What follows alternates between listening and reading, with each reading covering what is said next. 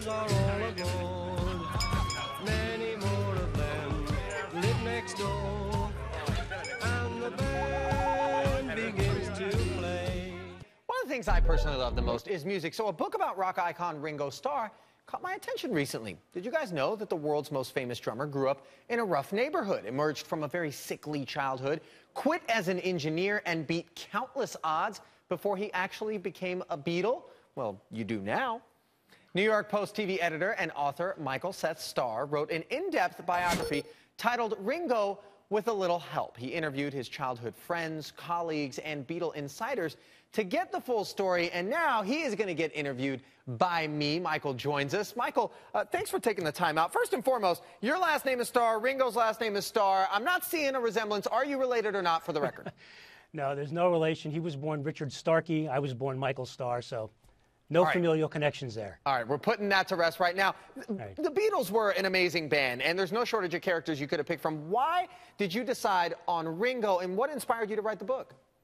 Well, you know, nobody's ever written about Ringo in depth. We've read about Paul McCartney, John Lennon, and George Harrison, and you'd be surprised, or maybe not, at the number of Beatles fans out there. I mean, there is an enormous subculture of people who love the Beatles, and we're really thirsting to hear about Ringo Starr. I mean, he is the most famous drummer in the world, and not much is known about his early life in Liverpool and even his life after the Beatles broke up, starting in 1970 to the present day. So I wanted to cover all that, and I think people who read the book will get a very complete overall picture of Ringo Starr's life. Yeah, Michael, I know you interviewed his friends, his colleagues. Did you work with Ringo himself on the book at all?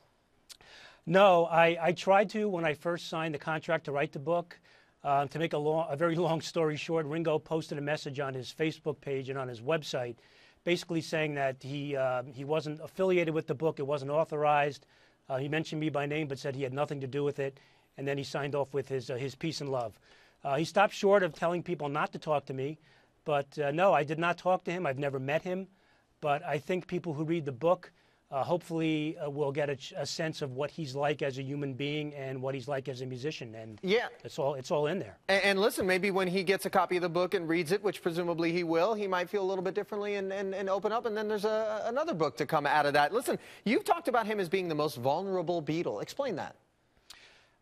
Ringo grew up, he had a very, John Lennon passed himself off as the working class hero, but it was really Ringo who grew up in a working class household in the Dingle, which was a very poverty-stricken area of Liverpool. He was born in 1940. His father left the family at a very young age. Richie Starkey was 3 years old at the time. He was always seen as sort of the guy who was the peacemaker in the band once he joined the Beatles, but he was very vulnerable, and I think that's what came across in his movie work. He was a funny guy, always had a certain sense of sadness about him, and once the Beatles broke up in 1970 and he pursued a solo career, he eventually spiraled into alcoholism. He was lucky enough to meet Barbara Bach, who became his wife.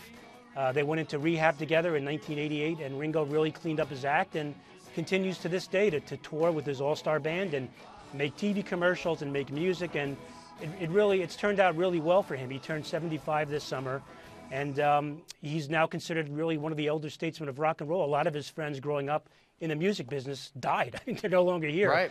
Because they fell prey to those demons. He really pulled himself up by his bootstraps with his help, with a little help from his wife and his friends, and got his career back on track. Yeah, thankfully for all of us. Michael Seth Starr, thanks so much for joining us. And here is the book, Ringo with a Little Help.